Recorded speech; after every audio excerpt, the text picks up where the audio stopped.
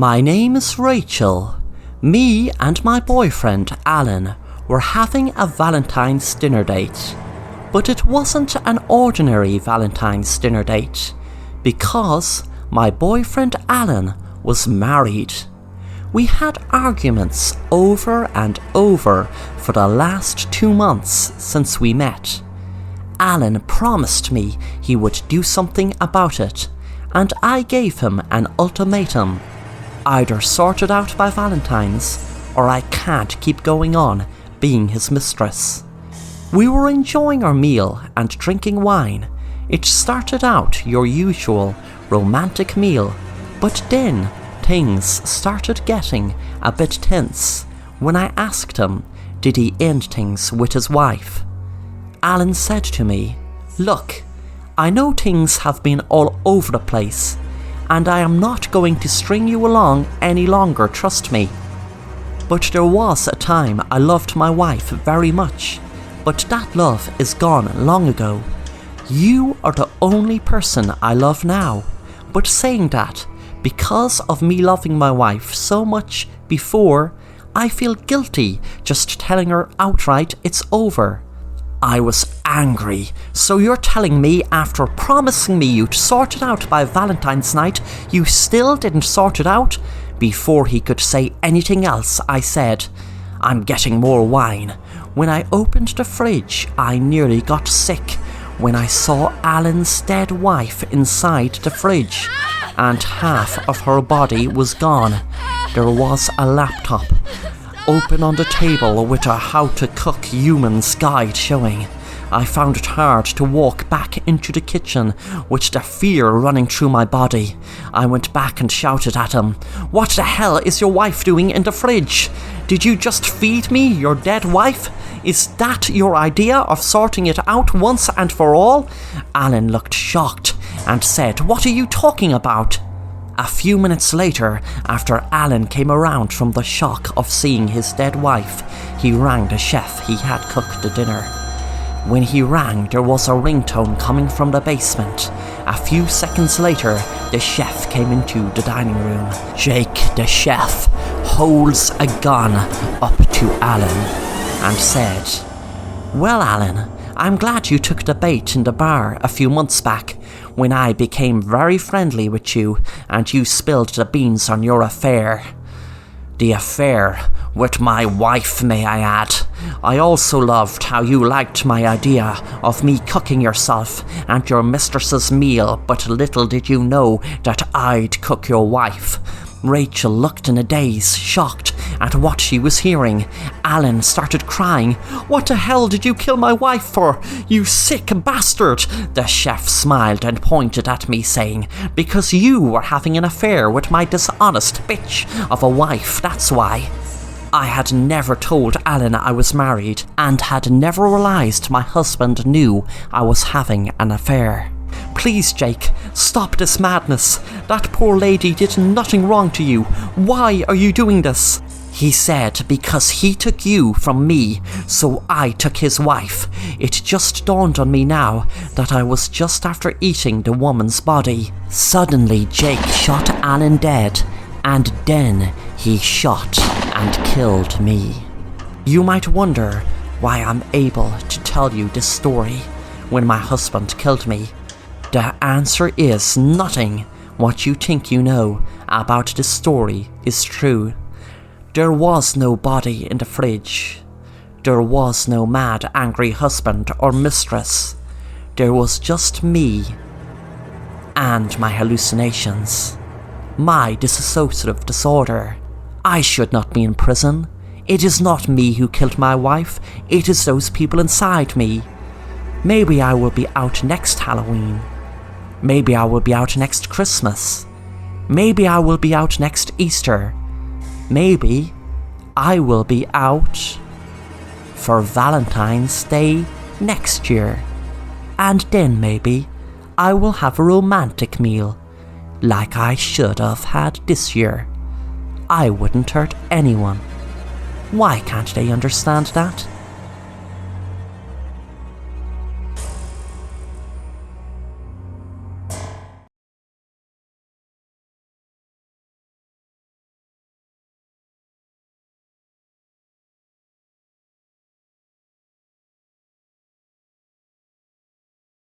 My name is William. I was about to marry the girl of my dreams when I did something stupid. I started having an affair, and months before the wedding, my girlfriend Sharon found out and wanted me to marry her still. But the problem was, it wasn't that she forgave me. She was acting very erratic and possessive. She used to ask me to invite the lady I was having the affair with to the house, and to me tell her how much my girlfriend meant to me. And Sharon and I were getting married. It was a Friday night I heard the news that changed everything. Just weeks before my wedding, Sharon got killed in a car accident. I regretted the affair so much after having to identify Sharon at the morgue. I should have gave her all my world and married her, I know that. But a year later, besides all that, me and the girl I was having the affair with, who was called Lauren, were falling deeper and deeper in love. So much we got married that year. I felt so happy marrying her, but I felt something very wrong. It wasn't guilt, it was just a feeling Sharon was watching over me, livid with jealousy.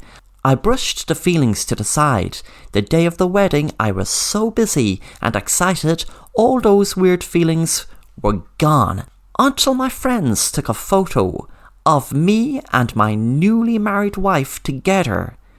Afterwards, they all just stared weirdly at their phones. Everyone was talking to each other. I wondered why. My friend showed me her phone, and there, in the photo of me and Lauren, was my ex-girlfriend Sharon behind us, who I knew must have been her ghost. I gasped, and as I did, I heard everyone screaming. We all ran out of the church as the whole church went up in flames. Luckily, we all escaped without a scratch. But there isn't a day passes by something strange doesn't happen, like I hear knocking at my door, or I feel a hand on my shoulder, and I dread something very big is going to happen, like our house is going to go up in flames like the church. I do not know what is going to happen next because of the angry, out-of-control ghost of my dead ex-girlfriend, Sharon.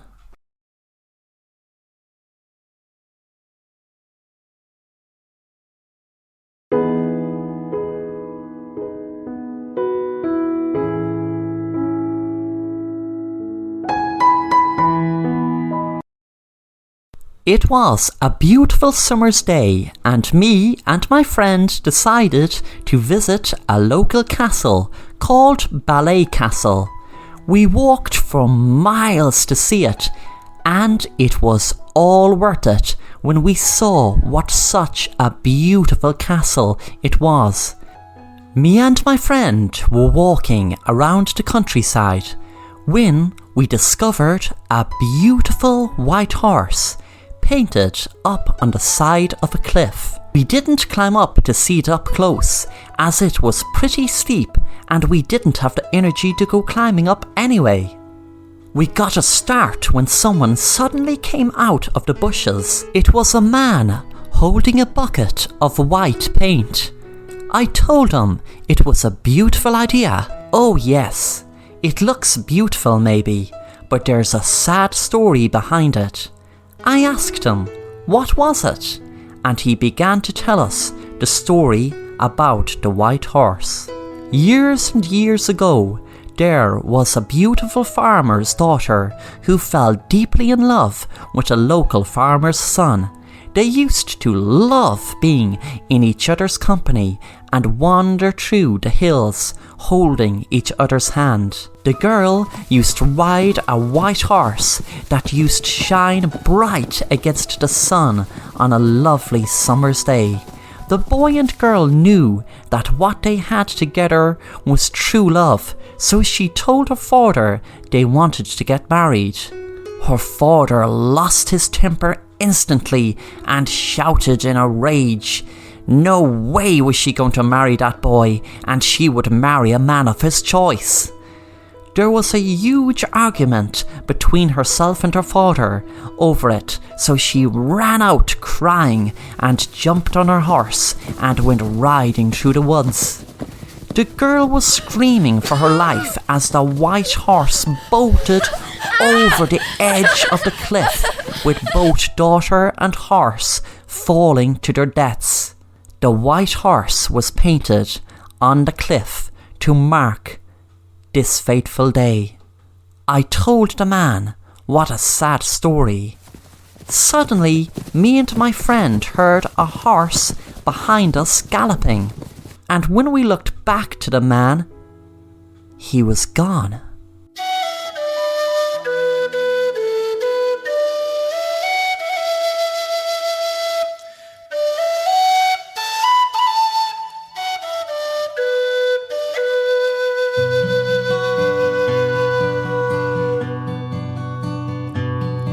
Of all the money that e'er I spent it in good company, and of all the harm that e'er I've done, alas, it was to none but me. And all I've done for want of wit to memory I can't recall. So fill to me the parting glass. Good night and joy be with you all.